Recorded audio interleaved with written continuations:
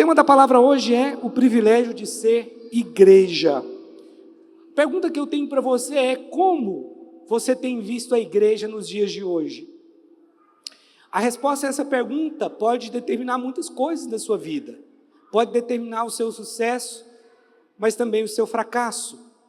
Eu percebo, tenho uma impressão no meu espírito, tenho visto que nós temos sido bombardeados de muitas informações nesse tempo, porque nós temos acesso facilmente a muitas informações.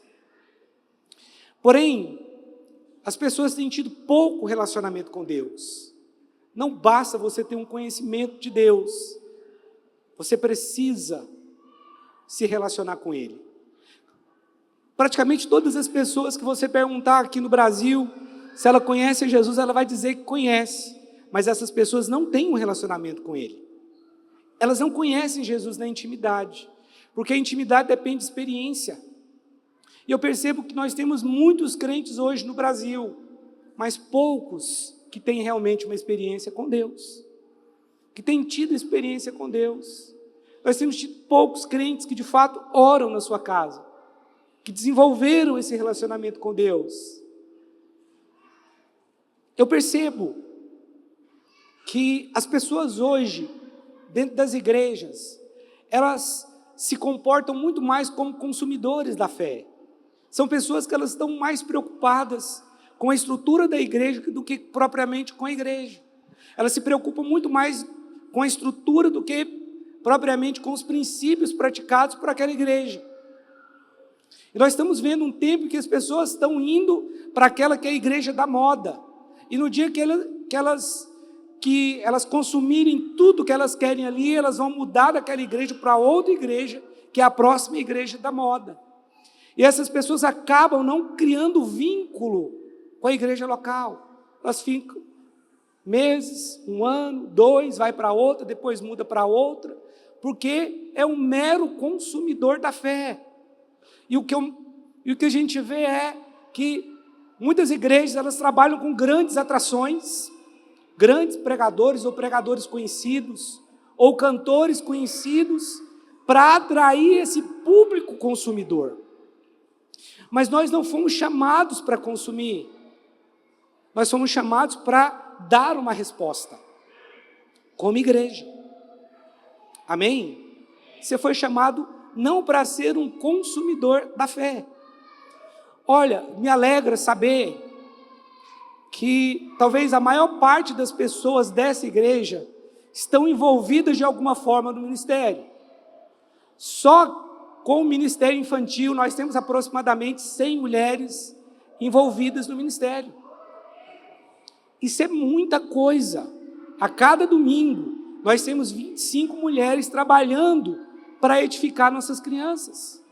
O que é um trabalho muito, muito, muito importante, talvez o trabalho mais importante que nós fazemos nessa igreja. Cuidar das nossas crianças, edificar as nossas crianças, pregar o evangelho para elas. São os futuros líderes, são os futuros pastores. Então nós estamos ali escrevendo, essas irmãs estão ali escrevendo em barro mole. É mais fácil você escrever em barro mole. Nós temos aproximadamente aí 100 pessoas, 100 mulheres envolvidas no trabalho com as crianças. O que é para mim, um motivo de grande orgulho. Amém? Estou falando só do ministério infantil. Nós temos pessoas envolvidas no teatro da igreja, no louvor da igreja, pessoas que estão trabalhando no som, na mídia. Os líderes de célula, os anfitriões, todas essas pessoas, o líder em treinamento, todas essas pessoas, elas estão funcionando no corpo de alguma forma. Elas estão contribuindo. Talvez você pense que aquilo que você está fazendo não é importante. Você sabe como é importante ser um anfitrião de uma célula? Porque, meu irmão, não é fácil toda semana você ter que deixar a casa arrumada, toda bonita, com um sorriso no rosto, para receber a célula. Eu sei o quanto isso é difícil, mas eu também sei o quanto isso é importante, até para você, para a sua casa, para a sua família. Você que é anfitrião, você que é líder em treinamento, é importante você dar suporte lá para o seu líder, você que é líder de célula. Meu irmão, cada ministério que é desenvolvido nessa igreja é um grande motivo de alegria para nós. Mas nós precisamos tomar um pouco de cuidado, porque igreja é muito mais do que reunir no domingo ou na célula, vai muito além disso, meu irmão. Igreja é relacionamento com Deus em primeiro lugar. Tudo na vida cristã parte do seu relacionamento com Deus. Posso ouvir um amém? Do seu relacionamento pessoal. Então nós estamos hoje sendo bombardeados de informações, de pessoas que são doutores em Deus, que conhecem tudo a respeito de Deus, mas que são frias. E tanta informação cruzada, isso é certo, aquilo é errado. Olha, você precisa se relacionar. Sabe de uma coisa? Se você me perguntar sobre a vida de Cristiano Ronaldo e de Messi, eu vou falar para você um monte de coisa que eu sei. Conheço bastante a respeito da vida desses dois homens, porque eu gosto de futebol. São admiráveis. Mas eu não conheço o Cristiano Ronaldo na intimidade. Eu não tenho relacionamento com ele. Eu conheço ele superficialmente. Conheço o que as câmeras mostram. Mas eu não tenho relacionamento com ele. Mas tem pessoas que estão assim. Elas têm um conhecimento intelectual de Deus, mas não têm um relacionamento. Elas nunca entram e abrem o coração para Deus, falando dos seus medos, dos seus fracassos, das suas vitórias. Porque quando nós estamos aos pés do Senhor, você pode falar dos seus medos, você pode falar das suas frustrações, você pode conversar com Ele sobre as suas vitórias, as suas derrotas. Você está na presença do Senhor. É muito mais do que ser membro de uma igreja, de um ministério. Ser membro de um ministério é fácil, mas o que o Senhor quer é um relacionamento conosco, pessoal. Aqui nós temos um nível de relacionamento coletivo, e vou falar sobre isso, que é importante também, porque tem pessoas que também desprezam o coletivo, acham que não, faltam o culto por qualquer situação. Meu irmão, olha, você está vindo para o culto, então você ora para Deus tocar você. Você está indo para a célula, ora, Senhor, fala comigo hoje na célula, toca no meu coração. Você está vindo para a oração, Senhor, eu quero ser edificado daquela oração hoje, eu quero ser cheio. Nós não podemos aceitar um evangelho que é menos do que isso, meu irmão. Mas nós estamos aceitando, porque estamos tão cheios de informação, de conhecimento, um conhecimento e uma informação que não vale nada, porque não é prático. O evangelho ele tem que te levar para o quarto, o evangelho ele tem que te levar para a dependência de Deus, ou então não é o verdadeiro evangelho, é superficial. Estão entendendo? Nós precisamos ter realidade espiritual. Eu não quero chegar no culto e não sentir a presença de Deus. Eu me nego a ser pastor de uma igreja fria. Nós precisamos sentir a presença de Deus. Nós precisamos querer isso. E é tanta informação, tanta coisa, que ao invés de gerar fé, tem gerado incredulidade no coração das pessoas. Meu irmão, vá para os pés do Senhor. Vai, Ele vai falar com você. Ele é um Deus coletivo e ao mesmo tempo Ele também é um Deus pessoal. Não pense que igreja é um ajuntamento de pessoas, porque não é. Igreja não é esse prédio aqui não, meu irmão. Esquece. Você pensa que esse palco aqui é sagrado? Isso aqui é um palco. Não, pastor, isso aí é sagrado. Não é. Só existe isso aqui porque eu sou baixo. Se eu fosse alto, tamanho do Rafael, nem precisava disso. Eu pregava aqui, todo mundo ia me ver. Não são os clérigos e os leigos. Não. Aqui, tantas pessoas, como eu falei, estão envolvidas no ministério. Posso ouvir um amém? Esse palco aqui é só para que você possa me ver melhor. Não tem nada de especial subir nesse lugar aqui, ó. Quem sobe aqui tem as mesmas fraquezas que você que está aí. Esquece esse negócio de os superdotados da fé e os leigos que não sabem nada. Não. Você precisa ter um relacionamento com Deus. Você precisa deixar o Espírito Santo te dirigir, falar com você. Não tenha medo no seu tempo com Deus de falar o que está no seu coração, de chorar aos pés do Senhor, de clamar, de discordar. Quantos aqui estão entendendo? Igreja não é esse prédio aqui, não. A hora que terminar aqui, nós podemos colocar golzinho aqui e jogar. Eu não deixo fazer isso, porque fico com medo de quebrar as coisas aí, depois a gente vai ter que gastar. Mas podia terminar o culto aqui, pessoal, vamos jogar bola aqui, vamos colocar um gol ali, outro ali, vamos jogar aqui.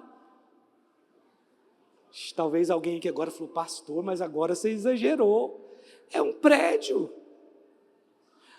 Mas olha, quando nós nos reunimos aqui, tem que ter um ambiente. É um prédio. Mas quando nós chegamos, quando você chega, o ambiente precisa mudar. Por quê, pastor? Porque eu tenho a presença de Deus. Porque eu estou vindo aqui porque nós vamos adorar o Senhor juntos. E isso é ser igreja. Isso é ser igreja. Posso ouvir um amém? Amém de verdade mesmo? A Bíblia fala que a igreja, lá no Antigo Testamento, era um mistério oculto, porque os profetas que profetizavam sobre o nosso tempo, eles mesmos não conseguiam entender o que eles estavam profetizando. E que eles até ansiavam por estar no nosso tempo, porque eles não entendiam aquele mistério de Deus habitar dentro do homem. Era algo assim inconcebível para a época deles. A igreja era a carta na manga para desfazer as obras do diabo. Porque, meu irmão, a igreja é o poder de Deus na terra, só que é um poder invisível. Mas é o poder de Deus na terra. Você já expulsou demônio? Você não está vendo o que está acontecendo ali, mas você está vendo que o anjo está trabalhando. Você fala, anjo, amarra esse demônio. O demônio é amarrado. É invisível, você não está vendo, mas esse é o poder da igreja. Estava vendo o testemunho de um pastor. Esse pastor, eu tenho acompanhado ele, um trabalho excepcional no Paquistão. O Paquistão é um país que persegue o evangelho. A pastora Luísa até teve no Paquistão, o ano retrasado, e ele tinha que ficar com segurança, pessoas armadas, porque ele é muito perigoso. Mas tem um pastor missionário lá, que está comprando escravos, porque lá tem escravos ainda. São pessoas que se vendem para algumas empresas, principalmente fazer tijolos. E aí, esse missionário, ele vai nessa empresa e compra aquela família, a família inteira. Ele vai lá e compra. Pega o dinheiro, compra. E aí escreve, tem um livro dos escravos. Aí ele escreve lá, cancelado, pago pelo sangue de Jesus. No lugar onde estava o nome da família, no livro dos escravos, que a empresa tem, eles escrevem isso. Irmãos, é lindo demais, não é? Meu irmão, que trabalho. Estou seguindo esse pastor.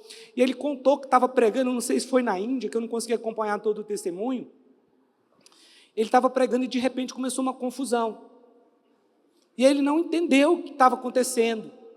E aí o tradutor dele mandou a mulher parar. E aí ele perguntou, quem que está fazendo essa confusão? O tradutor perguntou. Aí a mulher falou, sou eu. Aí ele perguntou, o que está acontecendo?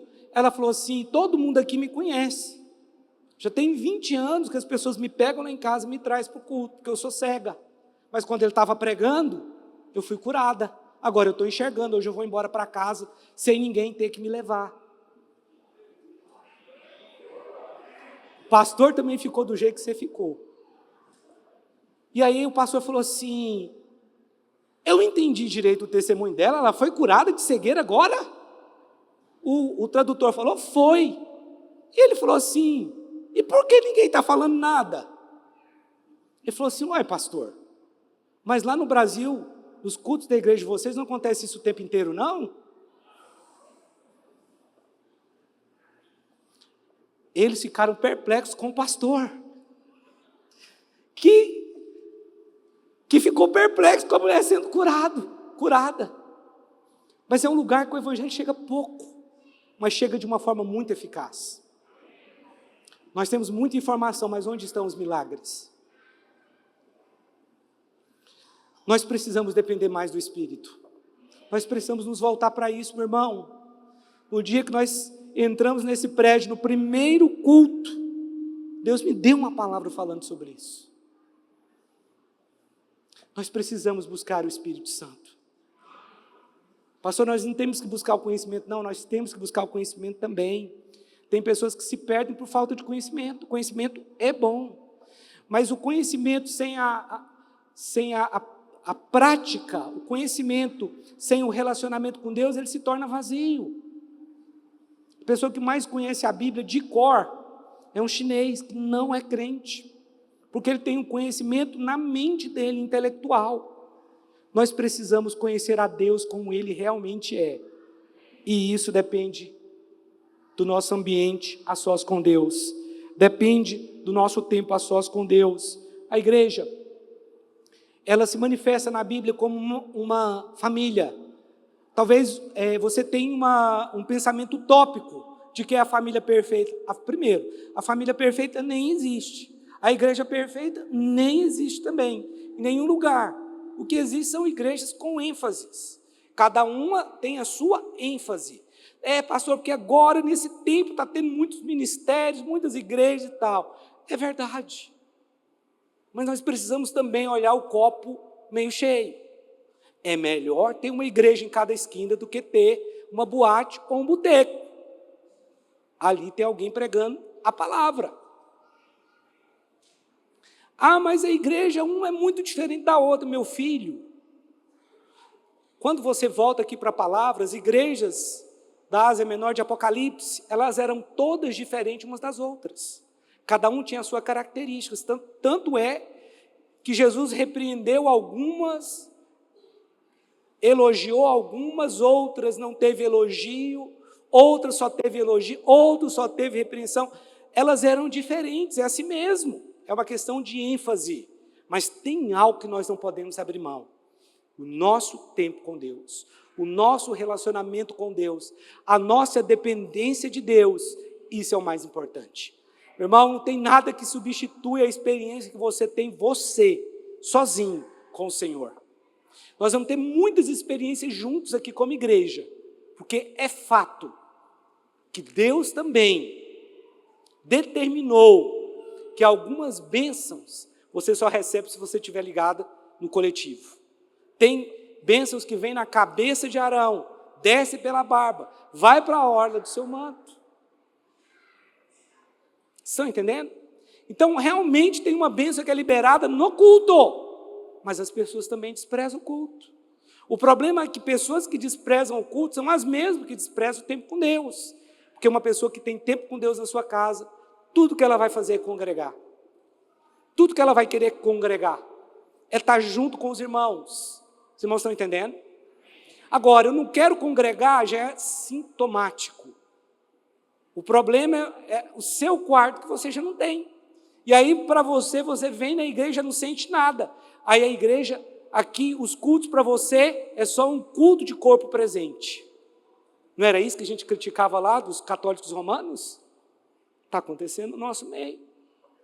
Quando a pessoa vem, já não sente a presença de Deus. Por quê? Não tem expectativa, não tem vida com Deus, não se preparou. Pastor, tem que me preparar para vir para o culto? Não, não é isso. Você tem que ter relacionamento com Deus, para ativar o seu espírito, para você ser alguém cheio de fé, para que o próprio Espírito Santo ministre no seu coração. Quantos aqui estão entendendo? Só é igreja se você estiver ligado no corpo. 1 Coríntios capítulo 12, verso 12. 1 Coríntios 12, 12. Vamos ler esse texto. Você só pode ser igreja se você estiver ligado no corpo. Diga comigo. Eu só posso ser igreja se eu estiver ligado no corpo. Olha o que diz aqui em 1 Coríntios 12, 12. Porque assim como o corpo é um e tem muitos membros, e todos os membros, sendo muitos, constituem um só corpo, assim também com respeito a Cristo. Pode passar. Pois em um só Espírito, todos nós fomos batizados em um corpo, quer judeus, quer gregos, quer escravos, quer livres, e a todos nós foi dado beber de um só Espírito. Vamos até o 25. Porque também o corpo não é um só membro, mas muitos. Se disser o pé, porque não sou mão, não sou do corpo, nem por isso deixa de ser do corpo. Aqui tem um problema, que muitas pessoas têm. Eles são mão, mas estão querendo ser pé. Ou são pé e quer ser mão. Deus, Ele tem um ministério para você. Você é um membro do corpo de Cristo. Amém? Mas alguns que são pé estão querendo ser mão. Tem um pastor na TV que eu gosto dele. Gosto muito dele. Eu acho que ele tem uma pregação muito boa. Mas ele inventou de cantar. Meu irmão, é muito ruim. Ele não foi chamado para ser pé, ele foi chamado para ser mão. E quando ele prega, meu irmão, que unção, palavra simples, mas com unção. Mas quando ele canta, miséria, dá vontade de sair correndo. É sério. Pastor, mas não pode cantar? Não pode. No tempo a sós com Deus, tem ninguém ouvindo. Para que ouvir aquilo? Você já me ouviu cantar aqui? Algumas vezes já tentei, mas nunca no louvor. Já me viu? Não adianta. O nariz querer ser boca, ou a boca querer ser ouvido. Cada um tem a sua função. Vamos lá, vamos continuar, versículo 16. Se o ouvido disser, porque não sou olho, não sou do corpo, nem por isso deixa de ser. Se todo o corpo fosse olho, onde estaria o ouvido? Se todo fosse ouvido, onde o olfato? Mas Deus dispôs os membros, colocando cada um deles no corpo, como lhe, não como eu quis. Talvez se eu pudesse escolher, eu tenho muita vontade de tocar um instrumento assim, bem. Ou violão, ou teclado. E eu gostaria de ter uma voz assim, bonita.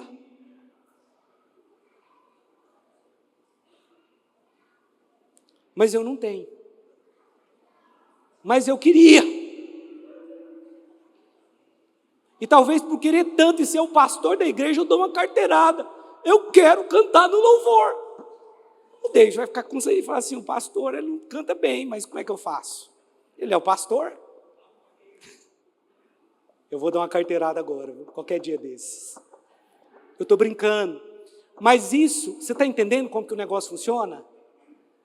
É Deus, olha aqui, ó. Onde estaria o corpo? Volta lá. Mas Deus dispôs os membros, colocando cada um deles no corpo como lhe aprouve.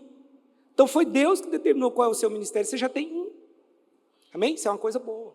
Você tem um ministério. Deus já te deu esse ministério. Posso ouvir um amém? Mas faz o que Deus mandou você fazer.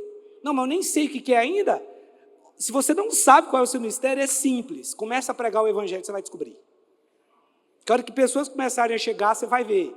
Que você vai ter o dom para algumas coisas. Qual, pastor? Não sei. Você tem que começar a ganhar almas para você descobrir. Vamos lá. Mas Deus, 19. Se todos, porém, fossem um só membro, onde estaria o corpo? O certo é que há muitos membros, mas um só corpo. Não podem os olhos dizer à mão, não precisamos de ti, nem ainda a cabeça aos pés, não preciso de vós. Pelo contrário, os membros do corpo que parecem ser mais fracos são necessários. Deixa eu te dar um exemplo aqui. Talvez você é o dedo mindinho dessa igreja. Mas por quê? Porque o mindinho que você falou, porque parece que ele não é importante. Mas corta o dedo mindinho do seu pé para você ver. Você vai tentar andar aqui, você vai desequilibrar e vai cair. Ele parece que é insignificante, mas ele é o que te dá equilíbrio. Se ele for cortado do seu pé, o corpo inteiro vai sofrer.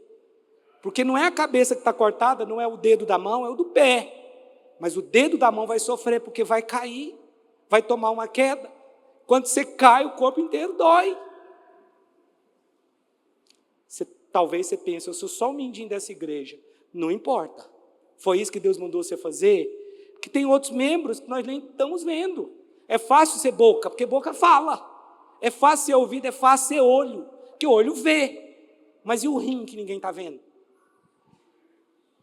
Agora fica sem um rim, você sobrevive? Ainda dá para sobreviver sem um mindinho. Ainda dá para sobreviver sem um braço, sem a perna, mas sem o rim não tem como. Você não consegue. Você precisa dele. A menos que você vá depender de máquina o resto da sua vida.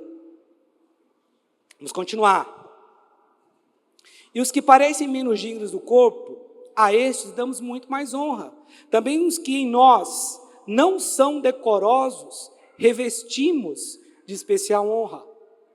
Mas os nossos membros nobres não têm necessidade disso. Contudo, Deus coordenou o corpo, concedendo muito mais honra aquilo que menos tinha. Então você só é igreja se você estiver ligado ao corpo. Eu não sei por que todo domingo nós temos 30% de falta. Todo domingo. Tem uns que só vêm uma vez por mês, uns só vêm a cada 2 meses, outros matam um, vem no outro, e assim por diante. Congregar é algo espiritual, meu irmão. É muito importante. Outro ponto, só é igreja também se tiver unidade. Efésios capítulo 4, versículos 11 até o 16.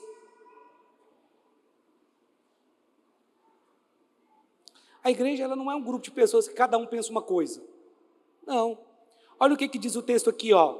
E ele mesmo concedeu uns para apóstolos, outros para profetas, outros para evangelistas e outros para pastores e mestres, com vista ao aperfeiçoamento dos santos para o desempenho do seu serviço, para edificação do corpo de Cristo, até que todos cheguemos à unidade da fé. Quem pode dizer amém? O propósito dos ministérios é esse, unidade da fé. E do pleno conhecimento do Filho de Deus, a perfeita varonilidade, à medida da estatura da plenitude de Cristo. Verso 14. Para que não mais sejamos como meninos, agitados de um lado para o outro, levados ao redor por todo o vento de doutrina, pela artimanha dos homens, pela astúcia com que induzem ao erro. Então, só é igreja se tiver unidade. Nós precisamos caminhar na mesma fé. Pastor, então é célula, então vamos fazer célula. Pastor, é o jejum que vai ter, então vamos fazer o jejum. Pastor, agora, você está entendendo, irmão? É uma só fé. Não adianta um caminhar para a direita, para a esquerda, e outro caminhar para a direita. Um para o sul e outro para o norte. Não, é a mesma fé. É o mesmo coração, é uma só fé. É um só espírito, é um só coração. Só vai haver crescimento se tiver unidade. Mas se cada um fala uma coisa diferente, como é que nós vamos crescer? Um reino dividido, ele não pode subsistir. Tem que ter unidade. Há uma bênção de Deus que está na unidade. Existe uma graça que só é liberada na unidade. Mateus capítulo 18, versículo 18. Olha o que diz. Vamos ver até o 20. Em verdade vos digo que tudo que ligardes na terra terá sido ligado nos céus, e tudo que desligardes na terra terá sido desligado nos céus. Para aqui um pouquinho, depois eu vou ler o 19 e o 20. Preste atenção. Eu sei que para muitos a igreja nunca é a prioridade, mas deveria ser. Porque a igreja é o lugar onde nós estamos protegidos.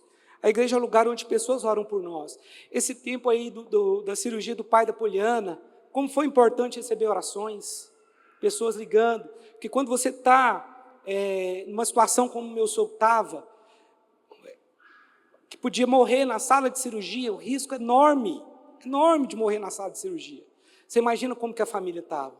Você imagina como que o clima estava lá na casa. Né? Você podia receber uma notícia muito ruim a qualquer momento. Ainda que a gente estivesse orando,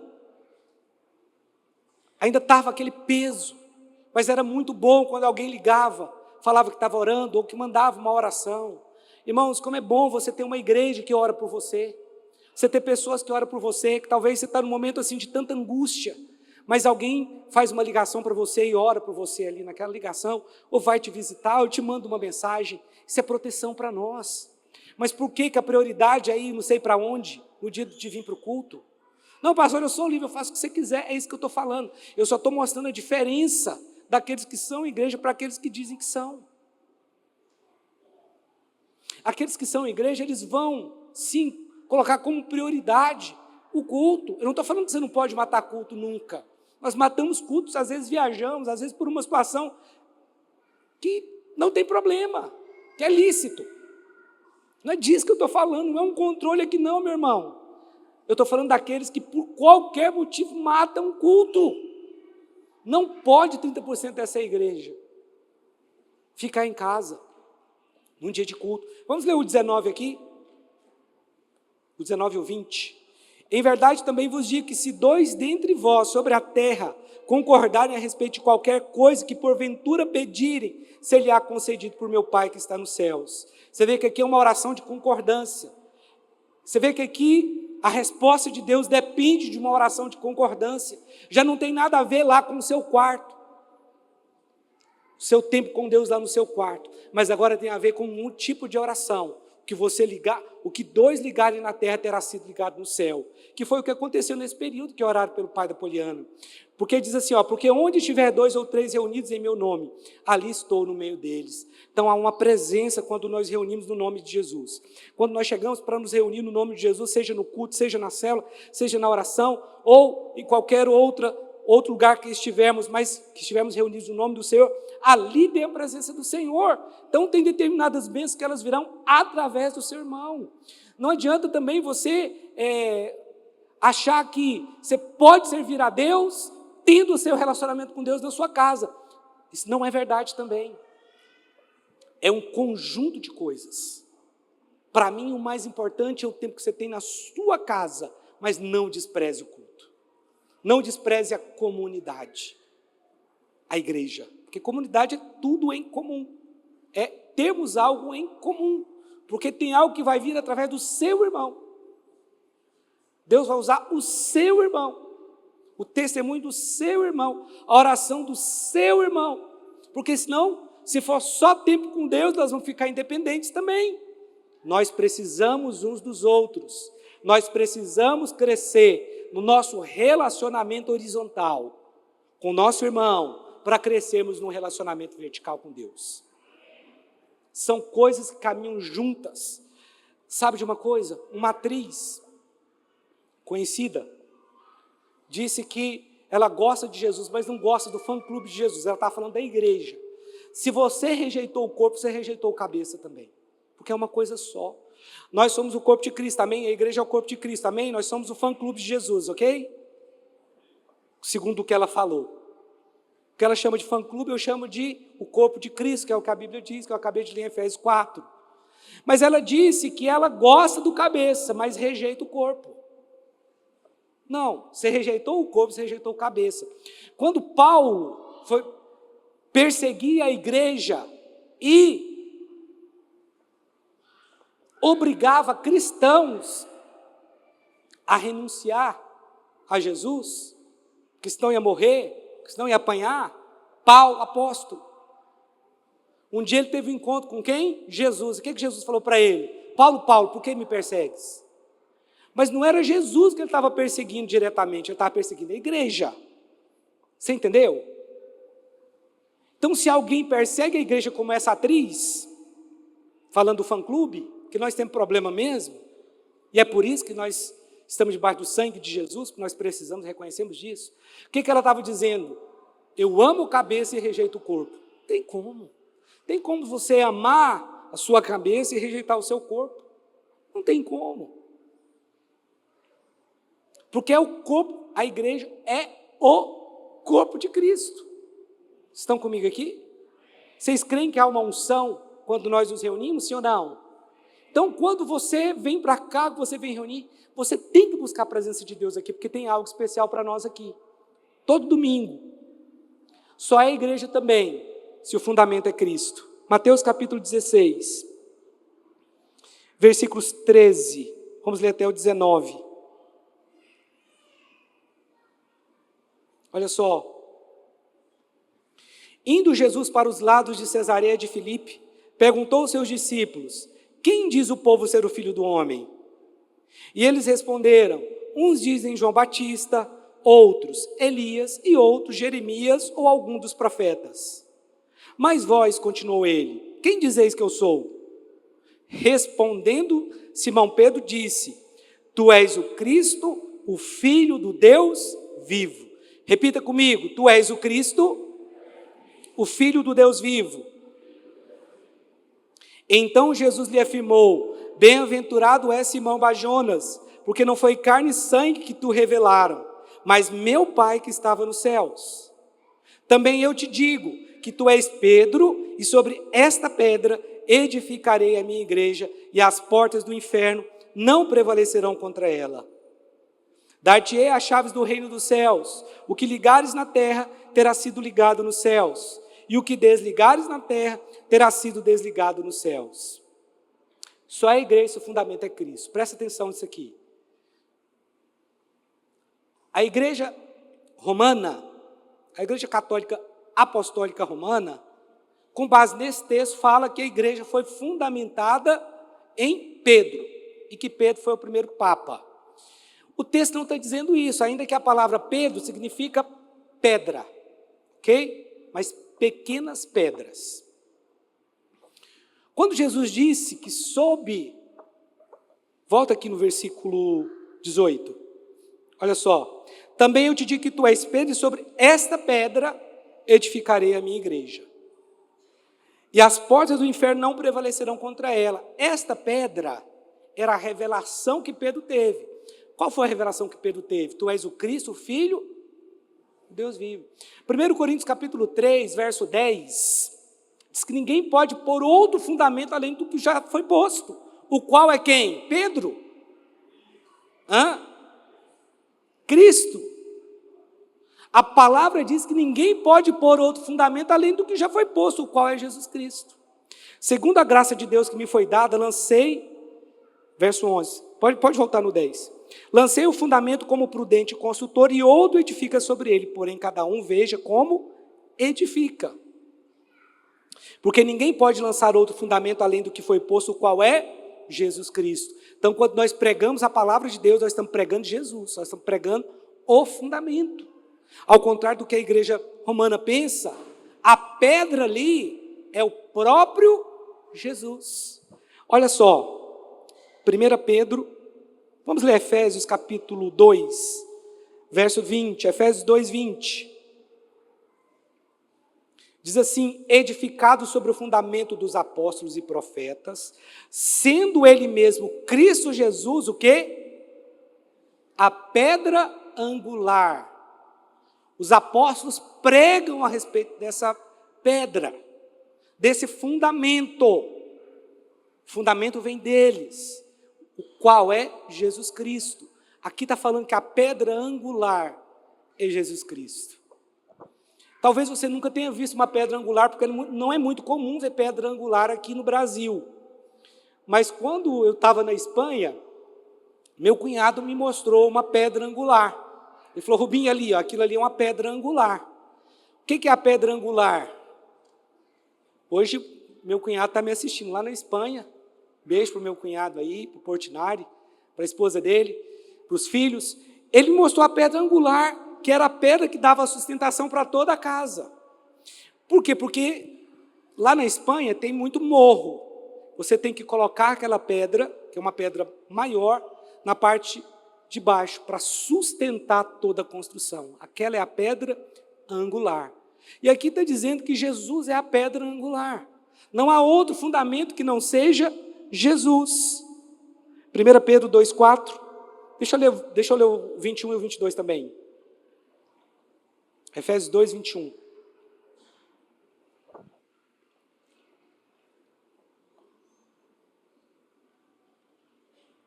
Diz assim: no qual todo o edifício bem ajustado cresce para o santuário dedicado ao Senhor, no qual também vós, juntamente, estáis sendo edificados para a habitação de Deus no Espírito. Coloca para mim 1 Pedro, capítulo 2, versículo 4. Então, o nosso fundamento é quem, irmãos? Jesus. Quem pode dizer amém? Os apóstolos pregavam sobre esse fundamento, que é Jesus. Olha o que diz aqui: chegando-vos para ele a pedra que vive, rejeitada sim pelos homens, mas para com Deus, eleita e preciosa. Verso 5, também vós mesmos, como pedras que vivem, sois edificados casa espiritual, para serdes sacerdócio santo, a fim de oferecerdes sacrifícios espirituais, agradáveis a Deus, por intermédio de Jesus Cristo. Verso 6, pois isso está na Escritura: eis que ponho em Sião uma pedra angular, eleita e preciosa, e quem nela crê não será de modo algum envergonhado. Quem escreveu isso? Pedro. Pedro reconhece que a pedra é Cristo, ok? Quando Jesus fala que edificaria a sua igreja, ele falou que edificaria a sua igreja não em Pedro, mas na revelação que Pedro teve, que Jesus é o Cristo, Filho de Deus. Para encerrar, Nosso tempo aqui já está um pouco avançado, a gente tem que fazer a ceia.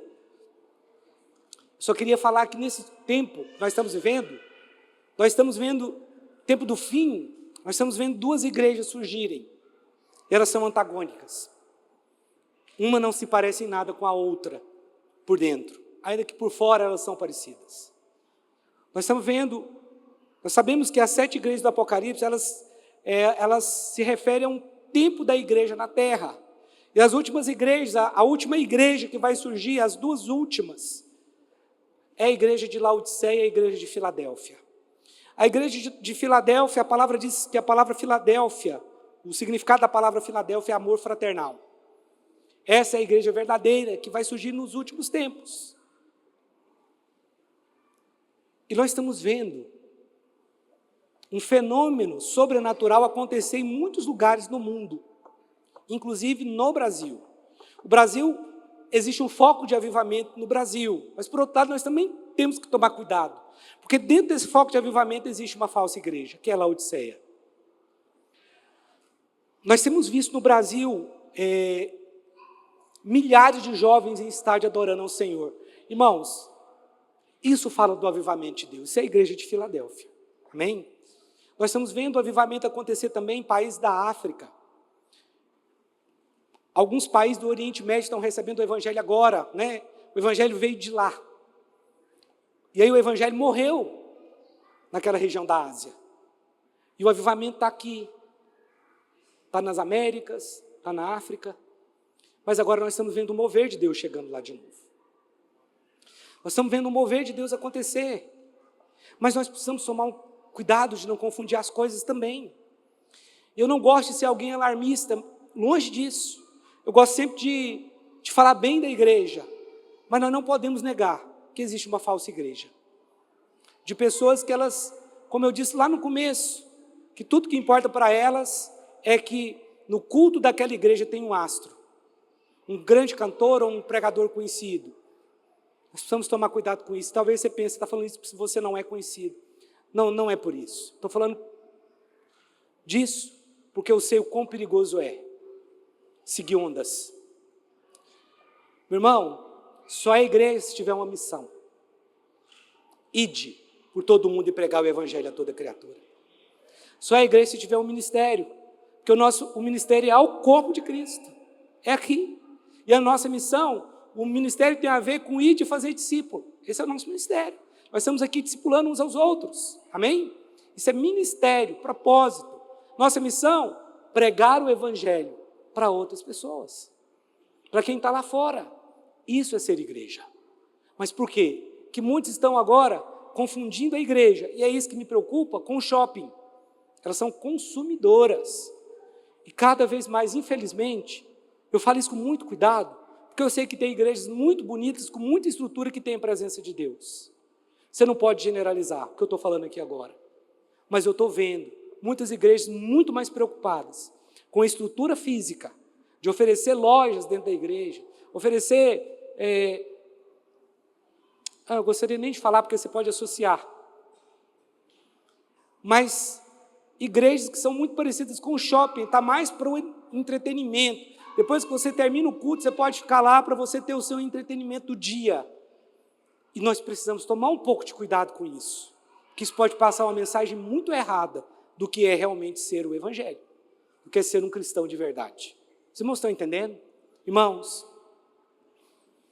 às vezes eu fico perplexo de ver alguns escândalos da igreja, principalmente ligado a dinheiro, de pessoas fazendo falcatruas, escândalos que certamente você também ouve falar, escândalos que acontecem em muitas denominações, porque eles perderam o foco.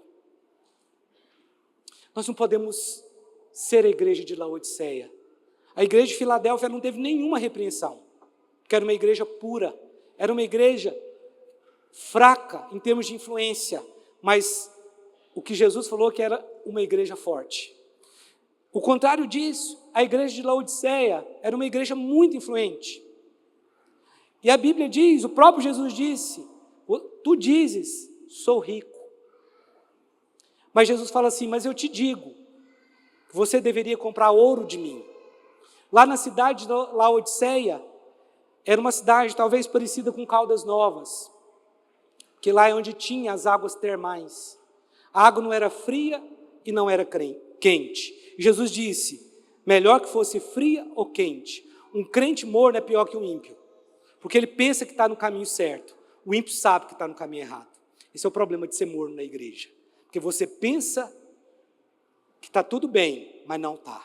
Aquela igreja dizia, sou rica. Mas a Bíblia diz, o próprio Jesus, eu te digo, tu és pobre, cego e nu. Na cidade, além de ser uma cidade de águas mornas, de águas termais, ela também existia ali uma escola de medicina, que formavam médicos, e eles criaram colírio, porque naquela época tinha muito problema na visão, e eles exportavam colírio para os grandes centros. E Jesus falou, olha, de mim vocês tinham que comprar colírio, porque vocês estão cegos. Parecia que estava tudo bem, mas não estava. Parecia que eles tinham tudo, de nada temos falta, aquela igreja não era perseguida. Não existia uma perseguição de ninguém, como na igreja de Filadélfia que tinha perseguição. Eles não eram perseguidos, sabe? Jesus não aponta um pecado deles. Eles não estavam em pecado de imoralidade. Esse não era o problema. Não existia confusão entre irmãos lá. Jesus também não apontou esse como um problema. Não tinha problema de dívida de um irmão para o outro. Eles não tinham problema na hora da ceia. O único problema deles era ser frios. Frios, temos tudo. Estamos abastados. Não precisamos de mais nada. Não precisamos de nada mais. Esse é o grande risco. Ah, não tem pecado aqui na minha vida. Mas você está frio. Você está frio. Você entendeu isso? É disso que nós temos que tomar cuidado. Porque senão nós vamos nos tornar como a igreja de Laodiceia. Tem tudo, mas não tem nada. Não tem vida de Deus. Não se importa com o próximo. Não se importa mais com a presença de Deus. Não importa mais se eu sou tocado pelo Espírito Santo quando eu venho no culto. Tanto faz.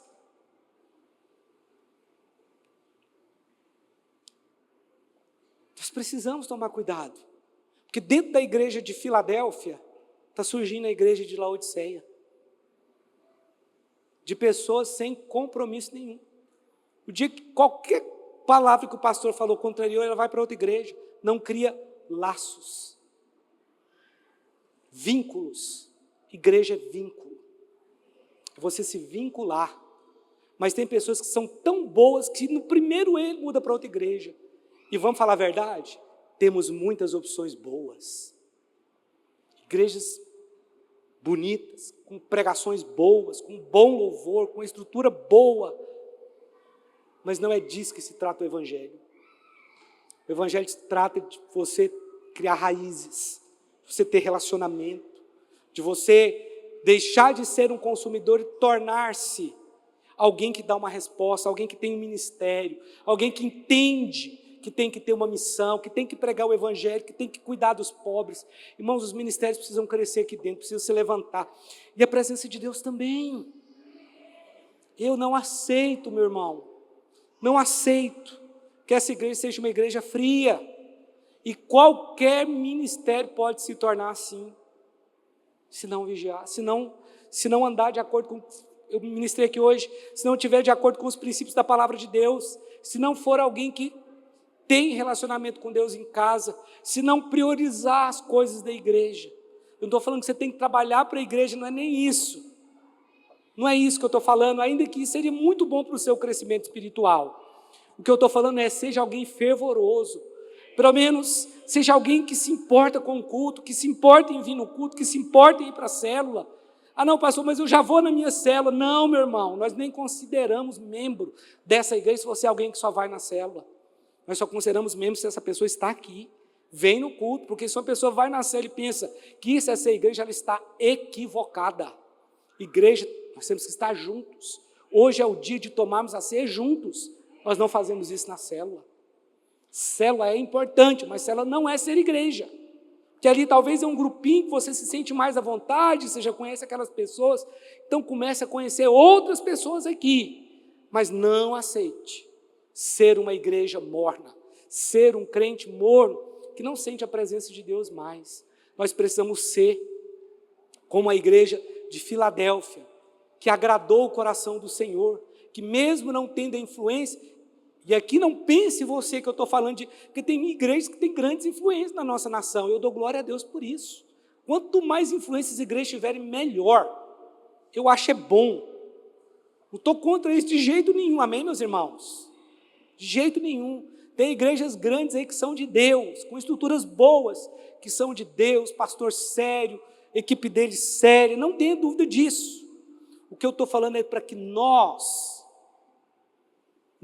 eu, você, nós precisamos ter cuidado, para não achar que temos tudo e na verdade não temos nada, para não achar que enxergamos, na verdade somos cegos.